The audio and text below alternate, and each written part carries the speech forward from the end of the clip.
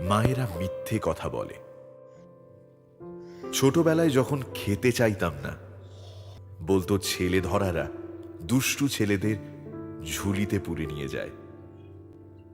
তারপর সবার খাওয়ার শেষে মার জন্য পড়ে থাকা শেষ মিষ্টিটার দিকে যখন তাকাতাম, মা আমাকে ওটা দিয়ে বলতো মায়ের জন্য নাকি তোলা আছে আলাদা করে। মায়েরা মিথ্যে কথা বলে। মনে আছে একবার পুজোর সময় জুতো কিনতে গিয়ে মধ্যবিত্তের বরাদ্দ বাজেটের চেয়ে দামি একটা পছন্দ হয়েছিল। মুখে বলিনি, কিন্তু মা ঠিক বুঝেছিল। বাবার হাতে পছন্দর জুতোটা দিয়ে বলেছিল মায়ের নাকি নিজের জন্য কিচ্ছু পছন্দ হয়নি।